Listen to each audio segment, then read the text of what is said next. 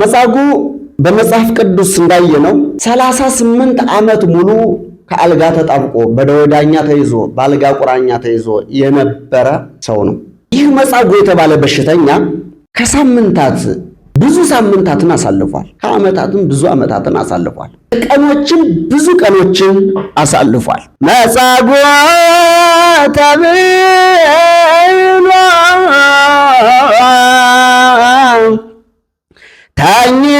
ተኝቶ በአራት ዘመን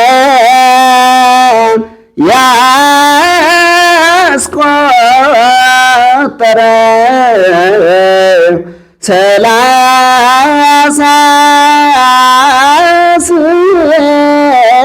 38 በስመ አብ ወወልድ ወመንፈስ ቅዱስ አሐዱ አምላክ አሜን። ውድ የተዋህዶ ልጆች፣ የረቂቅ ሚዲያ ቤተሰቦች እንደምን ሰነበታችሁ? በየአላችሁበት ጽንፈ ምድር የሰዓት አቆጣጠር የከበረ ሰላምታ ይድረሳችሁ። ዛሬ በረቂቅ ሚዲያ የተገኘ ነው የዐቢይ ጾም 4ኛ ሳምንትን ምክንያት በማድረግ መጻጉዕ ማን ነው የሚለውን ለማየት ነው የተገኘ ነው። እንግዲህ እንደ እግዚአብሔር ቅዱስ ፈቃድ የዐቢይ ጾም 4ኛ ሳምንት ላይ እንገኛለን። ይህ 4ኛ ሳምንት በቅዱስ ያሬድ ስያሜ መሰረት መጻጉዕ ተብሎ ይጠራል ማለት ነው። መጻጉዕ ቅዱስ ያሬድ መጻጉዕ ብሎ የሰየመበት ዋና ምክንያት በዮሐንስ ወንጌል ምዕራፍ 5 ቁጥር 5 ላይ ያለውን የወንጌል ቃል ወስዶ ነው። ዛሬ መጻጉዕ ማን ነው የሚለውን ከማየታችን በፊት ጠቅለል ላለ ሐሳብ የዮሐንስ ወንጌል ምዕራፍ 5 ቁጥር 1 ጀምሮ ያለውን መጽሐፍ ቅዱስ እናነባለን። መጽሐፍ ቅዱሳዊው ሐሳብ እንዲህ ይለናል። ከዚህ በኋላ የአይሁድ በዓል ነበረ። ኢየሱስም ወደ ኢየሩሳሌም ወጣ። በኢየሩሳሌምም በበጎች በር አጠገብ በዕብራይስጥ ቤተሳይዳ የምትባል አንዲት መጠመቂያ ነበረች። 5 መመላለሻ ነበረባት። በእነዚህ ውስጥ የውሃውን መንቀሳቀስ እየጠበቁ በሽተኞች፣ ዕውሮች፣ አንካሶች፣ ሰውነታቸውም የሰለለ ብዙ ሕዝብ ይተኙ ነበር። አንዳንድ ጊዜ የጌታ መልአክ ወደ መጠመቂያይቱ ወርዶ ውሃውን ያናውጥ ነበርና እንግዲህ ከውሃው መናወጥ በኋላ በመጀመሪያ የገባ ከማናቸው ካለበት ደዌ ጤናማ ይሆን ነበር። በዚያም ከ38 ዓመት ጀምሮ የታመመ አንድ ሰው ነበረ። ኢየሱስ ይህን ሰው ተኝቶ ባየ ጊዜ እስከ አሁን ብዙ ዘመን እንዲሁ እንደነበረ አውቆ ልትድን ትወዳለህን? አለው። ሰውየውም ጌታ ሆይ፣ ውሃው በተናወጠ ጊዜ በመጠመቂያይቱ ውስጥ የሚያኖረኝ ሰው የለኝም። ነገር ግን እኔ ስመጣ ሳለሁ ሌላው ቀድሞኝ ይወርዳል ብሎ መለሰለት። ኢየሱስም ተነሳና አልጋህን ተሸክመ ሂድ አለው። ወዲያውም ሰውየው ዳነ፣ አልጋውንም ተሸክሞ ሄደ። ያም ቀን ሰንበት ነበረ። ስለዚህ አይሁድ የተፈወሰውን ሰው በሰንበት ቀን አልጋህን ልትሸከም አልተፈቀደልህም አሉት። እርሱ ግን ያዳነኝ ያ ሰው አልጋህን ተሸክመ ሂድ አለኝ ብሎ መለሰላቸው። እነርሱም አልጋህን ተሸክመ ሂድ ያለህ ሰው ማን ነው ብለው ጠየቁት። ዳሩ ግን በዚያ ስፍራ ሕዝብ ስለነበሩ ኢየሱስ ፈቀቅ ብሎ ነበረና የተፈወሰው ሰው ማን እንደሆነ አላወቀም። ከዚህ በኋላ ኢየሱስ በመቅደስ አገኘውና እነሆ ድነሃል፣ ከዚህ የሚብስ እንዳይደርስብህ ወደፊት ኃጢአት አትስራ አለው። ሰውየው ሄዶ ያዳነው ኢየሱስ እንደሆነ ለአይሁድ ነገረ። እንግዲህ ዛሬ መጻጉዕን ስናይ ከቁጥር 1 እስከ 15 ድረስ ያለውን የሚሸፍን ሲሆን በዋናነት ቁጥር 7 ያለውን ሰው የለኝም የሚለውን ዋና መልእክት ይዘን የምንነጋገር ይሆናል። ይህን እንደ ዋና መልእክት የመረጥንበት ምክንያት ዛሬ ላይ ብዙ ሰዎች መጻጉዕን የመሰሉ በየሆስፒታሉ ተኝተው ሰው የለኝም፣ ዘመድ የለኝም፣ ወገን የለኝም የሚሉ፣ በየጸበሉ ተኝተው ሰው የለኝም፣ ወገን የለኝም፣ ዘመድ የለኝም፣ የሚያነሳ የለኝም፣ ሀብት የለኝም፣ ኃይል የለኝም የሚሉ ተስፋ የቆረጡ ሰዎች ስላሉ ከእነርሱ ጋር አገናኝተን የመጻጉዕን ሕይወት የምንተርክ ይሆናል ማለት ነው። የመጻጉዕ ሕይወት እጅግ በጣም የሚያሳዝን ሕይወት ነው። መጻጉዕ በመጽሐፍ ቅዱስ እንዳየነው 38 ዓመት ሙሉ ከአልጋ ተጣብቆ በደዌ ዳኛ ተይዞ በአልጋ ቁራኛ ተይዞ የነበረ ሰው ነው። ይህ ሰው እጅግ በጣም ከበሽታው ጽናት የተነሳ ከደዌው ጽናት የተነሳ በፍጹም ተስፋ መቁረጥ ውስጥ የነበረ ግለሰብ ነው። ይሄን ግለሰብ የእግዚአብሔር የማዳኑ ቀን ሲደርስ ይህ ግለሰብ ከ38 ዓመታት በኋላ ታሪኩ እንደተቀየረ እናያለን። እንግዲህ ይህ ታሪክ የተከናወነው በቤተ ሳይዳ በሰሊሆም መጠመቂያ በረንዳ ነበር ይህ ታሪክ የተከናወነው። ይህ እንዲሆን ደግሞ ጌታችን መድኃኒታችን ኢየሱስ ክርስቶስ የአይሁድ ክብረ በዓል በሆነ ሰዓት ክብረ በዓሉን ለማክበር ወደ ኢየሩሳሌም ወጣ ይለናል። ጌታችን መድኃኒታችን ኢየሱስ ክርስቶስ የአይሁድን ክብረ በዓል ለማክበር ወደ ኢየሩሳሌም ወጣ ይለናል። በዚህ በኢየሩሳሌም ዙሪያ ደግሞ ቤተ ሳይዳ የምትባል አንዳንድ ህሙማን የሚፈወሱባት መጠመቂያ ነበረች። ይቺ መጠመቂያ 5 መመላለሻ 5 እርከኖች ነበራት። ከነዚህ እርከኖች በአንዱ የተኛ በሽተኛ ነበር። በዚህ ባህር ወይንም በዚህ መጠመቂያ ህሙማን በተኙበት የጌታ መልአክ ወደ መጠመቂያይቱ ወርዶ ውሃውን ያናውጣታል። ውሃው በተናወጠ ሰዓት ቀድሞ የገባ ሰው ከህመሙ ይፈወሳል፣ ከበሽታው ይድናል፣ ጤነኛ ይሆናል፣ ሙሉ ጤነኛ ይሆናል። ውሃዋ የምትናወጠው መልአኩም የሚወርድበት የመስዋዕቱ በሬ ታርዶ የመስዋዕቱ ስጋ ወይንም ፈርስ ይሄ ምንድነው አንጀት ሲታጠብ መልአኩ መስዋዕቱን ለመቀበል ሲመጣ ወይንም ደግሞ ውሃውን ለመባረክ ለመቀደስ ሲመጣ ውሃው ይናወጣል።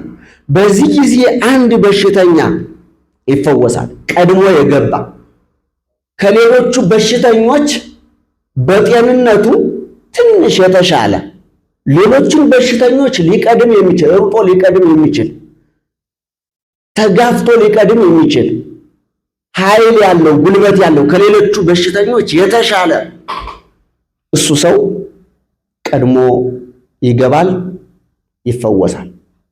በየሳምንቱ ቅዳሜ አንዳንድ በሽተኞች ይፈወሳሉ። በዚህ ቦታ አንዳንድ በሽተኞች 2 አይፈወስም፣ 3 አይፈወስም፣ አንድ ብቻ እሱም ቀድሞ የገባ። ሌሎች በሽተኞች ኃይል ስለሌላቸው ጉልበት ስለሌላቸው በበሽታ ስለደቀቁ መራመድ ሩጠው መቅደም ስለማይችሉ መፈወስ አይችሉም ነበር። ሊቃውንት ይሄንን ሲያብራሩት ለምን አንድ ሰው ብቻ ይድናል የሚለውን ሲያብራሩት በኦሪት ፍጹም ድህነት አለመገኘቱን አለመኖሩን፣ ነገር ግን ወደፊት ድህነት እንዳለ ሰዎች ተስፋ እንዲያደርጉ በተስፋ ፍጹም የሆነውን ድህነት እንዲጠባበቁ ማሳያ ናት ይሏታል።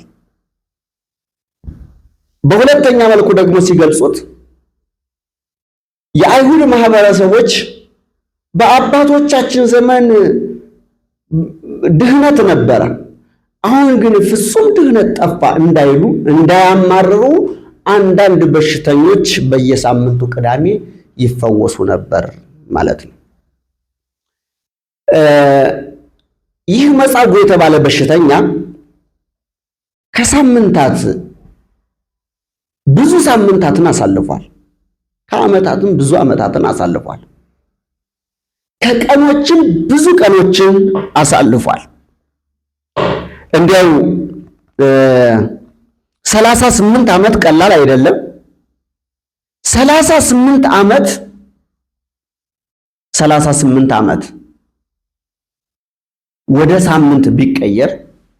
ወደ ሳምንት ቢቀየር በጣም ብዙ ነው። በጣም ብዙ ነው። 38 በ12 456 ሳምንታት 456 ሳምንታት ይቆጠራሉ ማለት ነው። 456 ሳምንታት እሱ በሽታው ከያዘው ጀምሮ 456 ቅዳሜዎች አልፈዋል። ይህ ማለት 456 በሽተኞች ተፈውሰዋል ማለት ነው። 456 በሽተኞች ሲፈወሱ እርሱ ግን ዘመድ ወገን አጥቶ አዝሎ ደግፎ የሚያወርደው ውሃው ሲናወጥ ቀድሞ የሚያስገባው አጥቶ 456 በሽተኞች ሲፈወሱ እርሱ አልተፈወሰም። ወደ ቀን ብንወስደው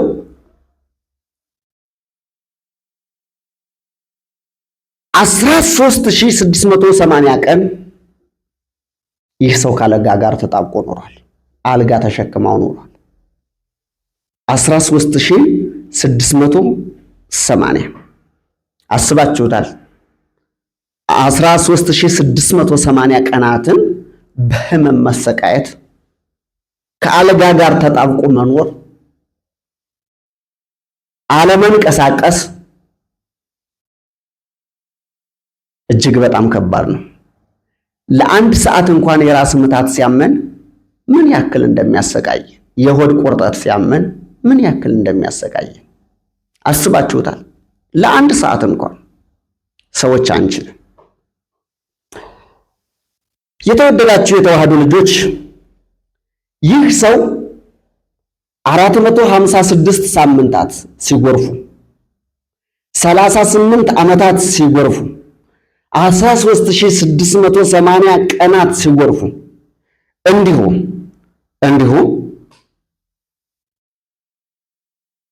328320 ሰዓታት ሲጎርፉ ይህ ሰው በህመም እየተሰቃየ ከአልጋ ላይ ሆኖ ነበር።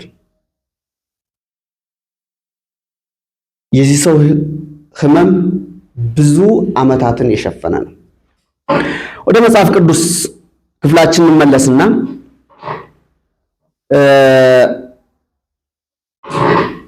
ኢየሱስ ይህን ሰው ተኝቶ ባየ ጊዜ እስካሁን ብዙ ዘመን እንዲሁ እንደነበረ አውቆ ልትድን ትወዳለህን አለው።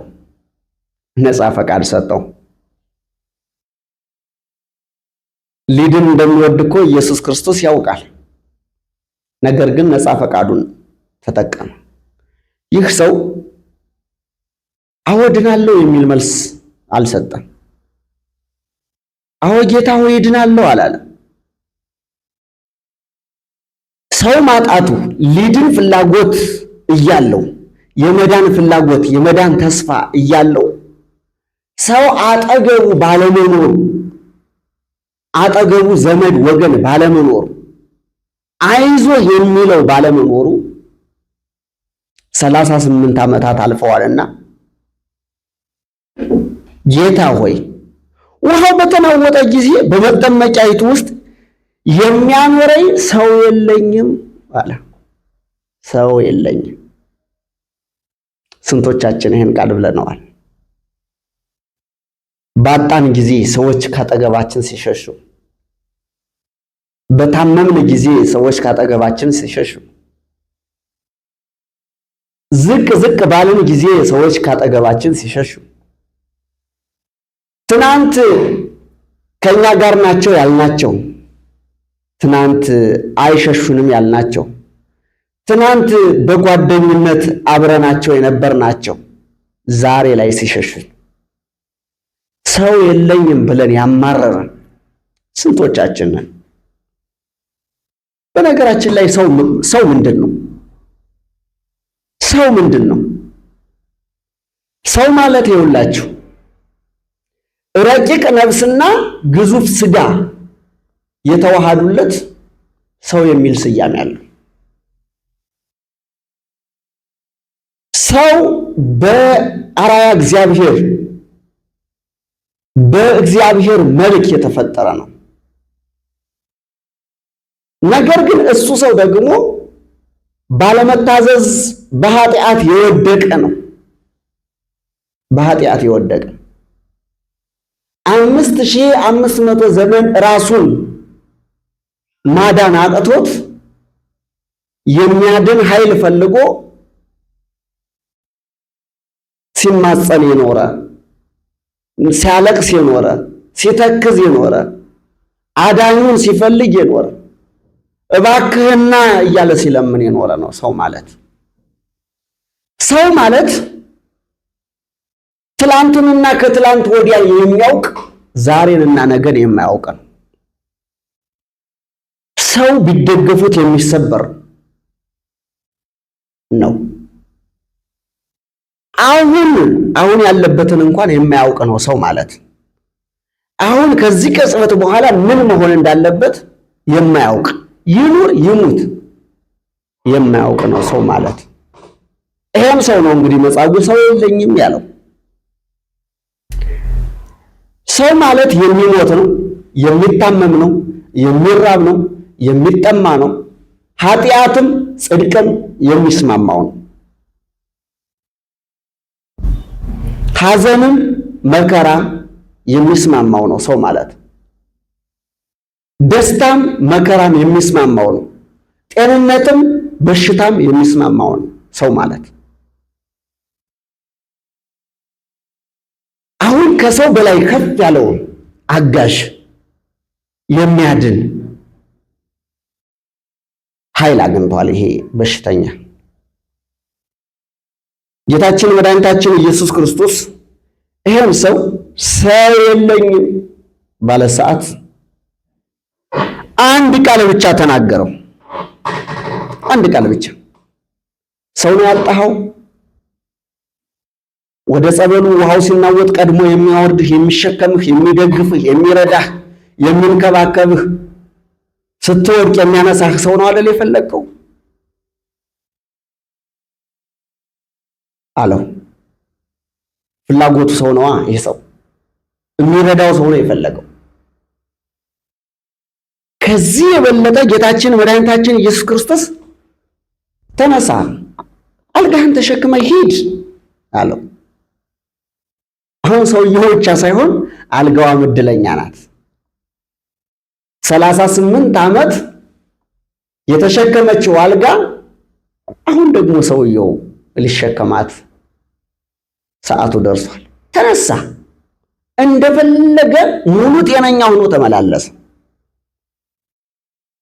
ስለዚህ ሰዎች በየሆስፒታሉ ያላችሁ፣ በየጸበሉ ያላችሁ፣ በቤታችሁ በህመም እየተሰቃያችሁ ያላችሁ፣ ከአንድ ጎናችሁ ወደ አንድ ጎናችሁ ከግራ ወደ ቀኝ መገላበጥ አቅቷችሁ በእንባ እየታጠባችሁ ያላችሁ፣ በፍጹም ተስፋ መቁረጥ ውስጥ ያላችሁ፣ ዘመድ የለኝም ወገን የለኝም እኔ ምንድን ነኝ እያላችሁ ተስፋ በመቁረጥ ስሜት ውስጥ ያላችሁ፣ ማንን ነው የምትፈልጉት? ሰውን ነው እግዚአብሔር ነው? ሰውን ከፈለጋችሁ ምናልባት ሊሸከማችሁ ሊረዳችሁ ምግብ ሊያቀርብላችሁ የምትጠጡት ውሃ ሊያቀርብላችሁ እንዲሁ ደግሞ ንጽህናችሁን ሊጠብቅላችሁ ይችላል።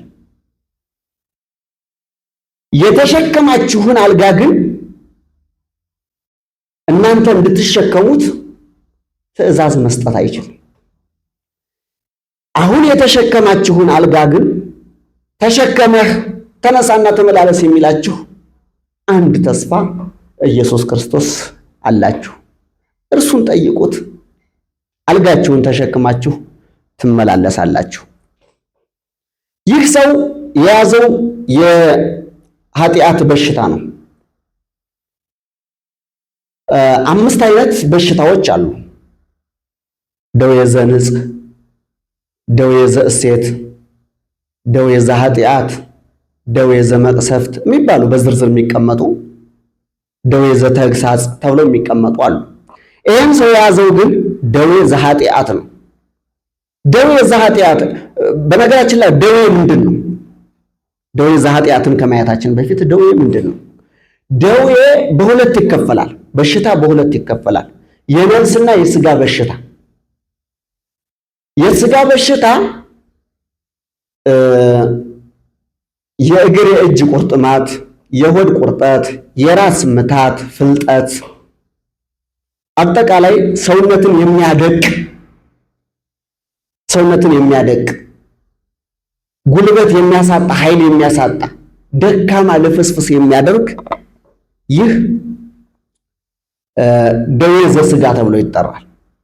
ደዌ ዘነፍስ ደግሞ ነፍስን የሚያደክም የሚያጎሳቆል የነፍስን ጉልበት የሚያደክም የነፍስን ኃይል የሚያደክም ተስፋ የሚያስቆርጥ አይነት በሽታ ደግሞ ደዌ ዘነፍስ ተብሎ ይጠራል።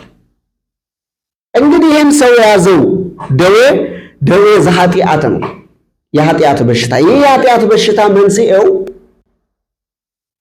የእግዚአብሔር ምሕረትን እንደ ሽፋን ቆጥሮ የእግዚአብሔርን ይቅርታና ርኅራኄ መሐሪነት እንደ ሽፋን ቆጥሮ በኃጢአት ውስጥ ተዘፍቆ ተነግሮ ግን ተደላድሎ ምንም እንዳላደረገ ምንም እንዳልተፈጠረ ቆጥሮ የሚኖር ሰው በዚህ መነሻነት የሚያገኘው በሽታ ደዌ ዘኃጢአት ይባላል። ለምሳሌ ዝሙት እጅግ በጣም ኃጢአት መሆኑን እያወቀ የኃጢአት ምንጭም መሆኑን እያወቀ ወደ ጎልማሳ ሚስት ሄዶ የሚያባልግ ሰው በእርሱ የሚመጣ በሽታ ደዌ ዘኃጢአት ይባላል። ዳዊትን ይዞት ነበር ይሄ ደዌ ዘኃጢአት። የወታደሩን ሚስት ቀምቶ እንዲሁም ወታደሩን ገሉ ደዌ ዘኃጢአት የሚል በሽታ ይዞት ነበር። ይሄን ሰው ደዌ ዘኃጢአት ነው የያዘው ማለት ነው። ይሄ ሰው የለኝም ወደሚል ማማረር የደረሰው ሰዎች ከኃጢአቱ የተነሳ ከበደሉ የተነሳ ከማጉረሩ የተነሳ ጸባይ ከማጣቱ የተነሳ ርቀውታል፣ ሸሽተውታል ዘመዶቹ በሙሉ። ይሄ ሰው መነሻው እጅግ የከፋ እንደሆነ ሰዎች የራቁት መሆኑ ማሳያ ነው። ወገኖቼ ሰው የለኝም ከማለት ቀድመን መጀመሪያ እኛ ሰው እንሁን። ይህ ሰው የሚንከባከቡት ሰዎች ሰልችተውታል። አንደኛ እድሜው በጣም ረጅም ዘመን ነው የቆየው። ይህ ሰው ረጅም ዘመን በበሽታ ቆይቷል። ሰዎች ሰልችተውታል። የማይሰለቸው አምላክ ግን አንድ ቀን አገኙ። ይህ ሰው ከተነሳ በኋላ የመጨረሻ ታሪኩ እጅግ በጣም ያላማረ ታሪክ አለው። የመጨረሻ ታሪኩ ያላማረለት ሰው ነው። የመጨረሻ ታሪካችንን እግዚአብሔር ያሳምረው። በእውነት ይህ ሰው ጌታችን መድኃኒታችን ኢየሱስ ክርስቶስ ከፈወሰው በኋላ ከ38 ዓመታት በፊትም ይሄ 38 ዓመት ሙሉ በደዌ ሲሰቃይም ለብዙ ሳምንታት፣ ለብዙ ቀናት፣ ለብዙ ሰዓታት ሲሰቃይ ይሄ ሰው ሲሰቃይ ምን እናግዝህ ያላሉት የአይሁድ ማህበረሰቦች በሰንበት ቀን ልትፈወስ አልተፈቀደልህም ብለው ሲያዋክቡት በሰንበት ቀን ማን እንደፈወሰው መናገር ጀመረ። ጌታችን መድኃኒታችን ኢየሱስ ክርስቶስ እንዲህ ብሎት ነበር።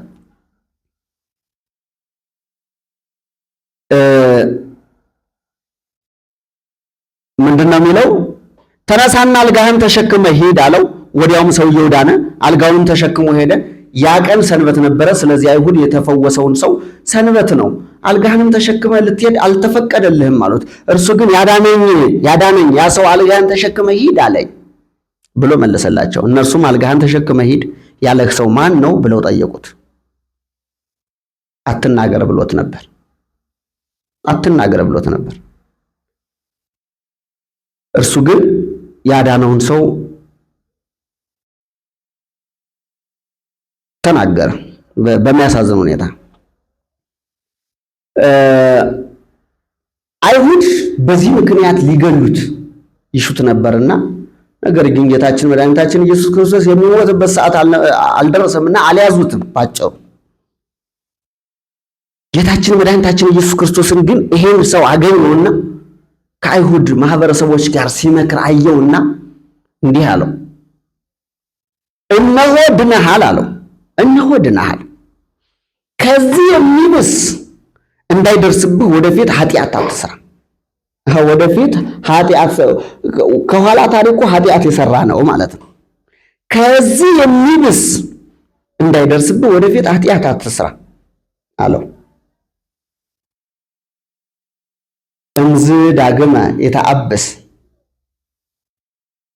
እምዝ ዘይአኪ እይርከብከ፣ ከዚህ የባሰ እንዳያገኝ ወደፊት ኃጢአት አትስራ። ወገኖቼ አሁን ካለብን በሽታ የባሰ በሽታ እንዳያገኘን ወደፊት ኃጢአት አንስራ። ወደፊት በንስሐ ሕይወት እንመላለስ። ሥጋ ወደሙን በመውሰድ ክርስቶስን ወደ መምሰል እንደግ። እንደው ይሄን ካልኩ ቅዱስ ያሬድ የደረሰውን ከዚህ ጋር የተያያዘ ድርሰት በዜማ ለረቂቅ ሚዲያ ቤተሰቦች አሰማለሁ።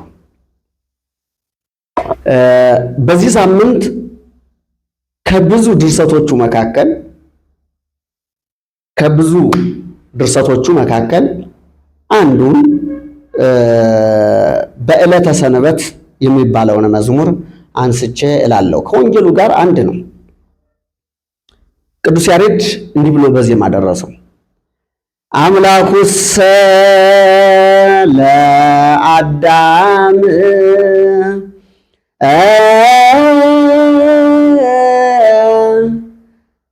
ለዕረፍት ሰንበተ ሰርዓ ወይቤልዎ አይሁድ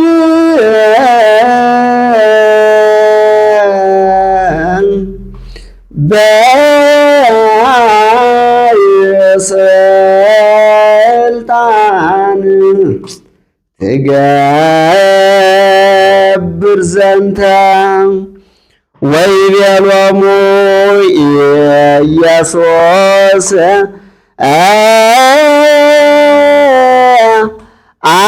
አነኒ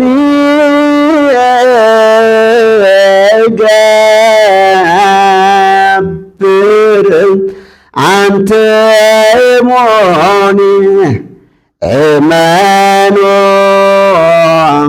በግብርየ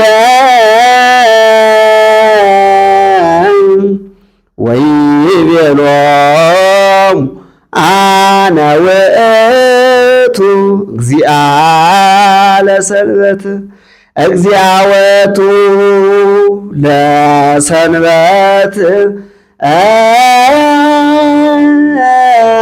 ወልድ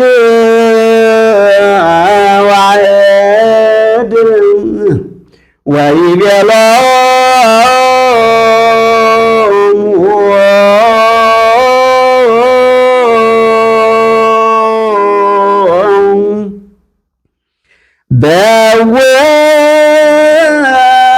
በወህልየተ እጅግ ኃጢአተ በዲበ ምድር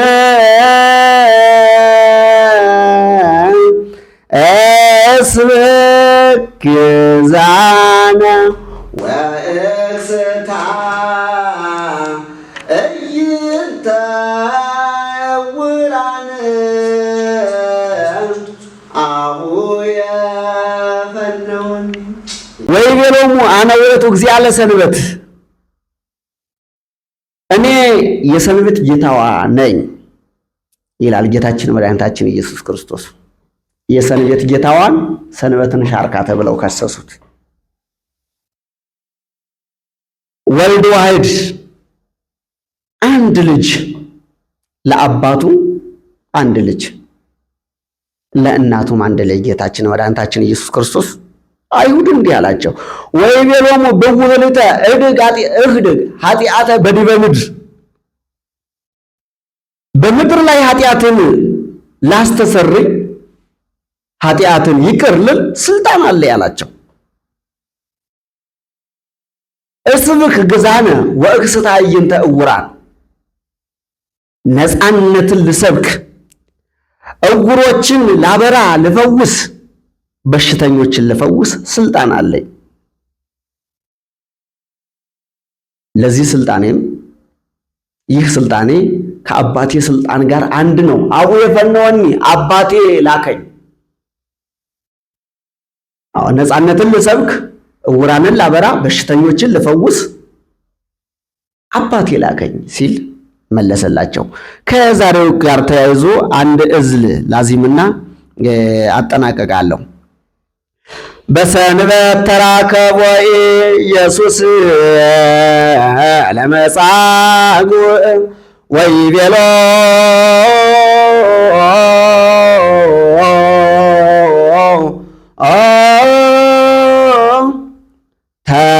ተንሥእ ንሳእ አራተከ ተሃድገ ለከ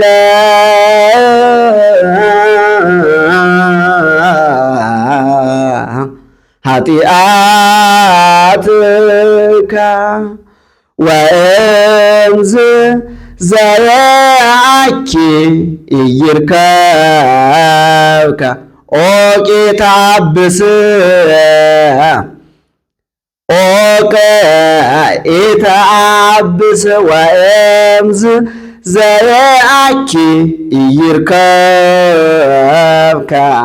ተንሥኦ ነሳራቶ አተ ወቤቶ ውእቱ መጻጉዕ። በሰንበት ቀን ጌታ ኢየሱስ መጻጉዕን አገኘው፣ እንዲህም አለው፣ ተነሳ አልጋህን ተሸክመ ሂድ አለው። ኃጢአትህ ተሰርዮልሃል፣ እንዲህ ነው ጌታችን ኃጢአትህ ተሰርዮልሃል ይላል። ኃጢአትህ ተሰርዮልሃል፣ ሂድ አልጋህን ተሸክመህ ሂድ። ነገር ግን አለው እወቅ፣ ተጠንቀቅ፣ ኢተአብስ ዳግመኛ ወእምዝ ዳግመኛ እንዳትበድል ተጠንቀቅ። ወእምዝ ዘይአኪ ይርከብከ ዳግመኛ ከበደል ከዚህ የባሰ ያገኛል፣ ከዚህ የባሰ ያገኛል። ተንሲኦ ነሳ አራቶ ያም በሽተኛ ተነስቶ አልጋውን ተሸክሞ አቶ ቤቶ በደስታ በሐሴት እልል እያለ ወደ ቤቱ ገባ ይለናል። እንግዲህ የረቂቅ ሚዲያ ቤተሰቦች፣ ውድ የተዋህዶ ልጆች፣ ምዕመናንና ምዕመናት፣ ተስፋ የቆረጣችሁ ሰው የለኝም ያላችሁ በውጭም በሀገር ውጭም በሀገር ውስጥም ያላችሁ ከሰው የሚበልጥ ከዘመዶቻችሁ የሚበልጥ ከወገኖቻችሁ የሚበልጥ ከጎረቤቶቻችሁ የሚበልጥ ከጓደኞቻችሁ የሚበልጥ አባት ኢየሱስ ክርስቶስ እግዚአብሔር አለና እርሱን አጋዥ አድርጉት። እርሱ አባት ነው። አባት ለልጆቹ የሚያደርገውን ሁሉ ያደርግላችኋል። የሳምንቱ መልእክታችን ነው ማለት ነው። ሰው የለኝም በማለት አታጉረምሩም። አንድ ዘማሪ የዘመረው አንድ መዝሙር አለ። እሱን ዘምረን ፕሮግራማችንን እናጠናቀቃለን ማለት ነው። ምናልባት እንግዲህ ከረቂቅ ሚዲያ ባለቤት ከዲያቆን ዘማሪ ፍሬው ጋር በመመካከር በየሳምንቱ ወደ እናንተ የሚደርስ ማዕደ ወንጌል የሚል መርሃ ግብር አዘጋጅተን የምንደርስ ይሆናል ማለት ነው። በስተመጨረሻ የረቂቅ ሚዲያ ባለቤት ዘማሪ ፍሬው መልእክት ያስተላልፋሉ። ለዛሬው ያንተ ስራ የሚለውን መዝሙር ዘምረን መርሃ ግብራችንን እናጠናቀቃለን ማለት ነው። ያንተ ስራ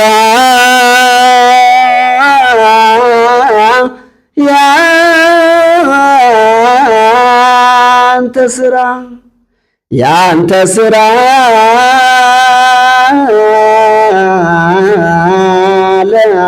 ለዓለም ይወራ ያንተ ስራ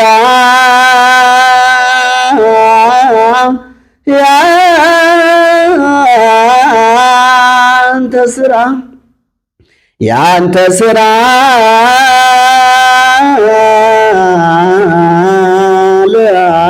ለዓለም ይወራ በዮሐንስ ወንጌል በምዕራፍ 5 መጻጉዕ ተብሎ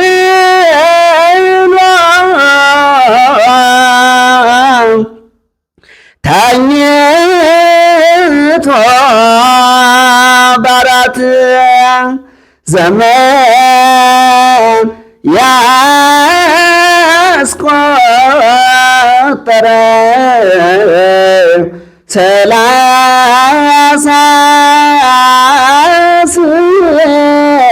38 ተነሳ ተባለ አገኘ ድኅነት ያንተ ስራ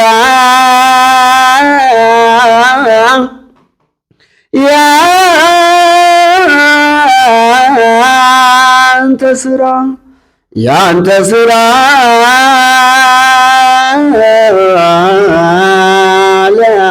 ለዓለም ይወራ ያንተ ስራ ያንተ ስራ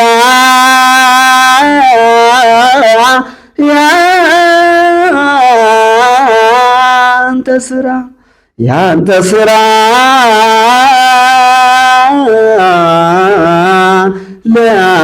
ለዓለም ይወራ ሰውነቱ ደቋ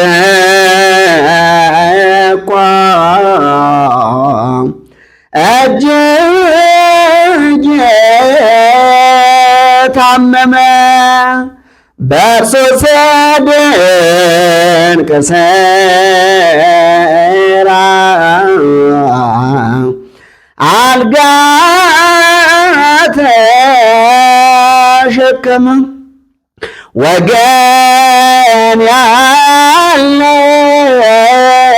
ያልነበረው ወድቆ ያልተረሳ ምሕረት አገኘና በድንገት ተነሳ። ያንተ ሥራ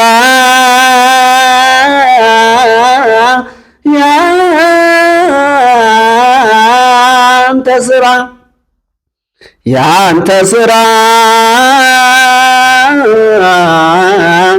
ለዓለም ይወራ። ያንተ ሥራ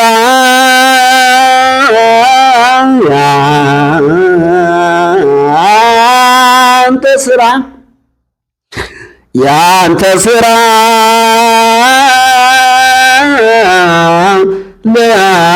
ለዓለም ይወራ። ያዳነው ኢየሱስ መሆኑን ሲናገር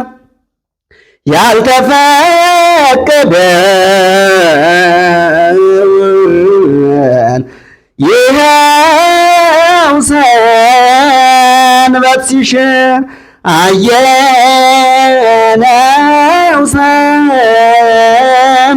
ሰማነው አያሻን ምስክር ብለው ተነሱበት በጠማማ ምክር። ያንተ ሥራ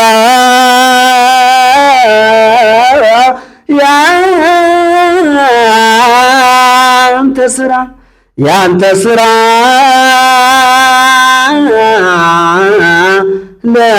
ለዓለም ይወራ።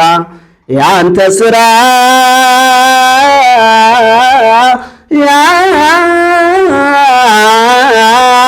ያንተ ሥራ ያንተ ሥራ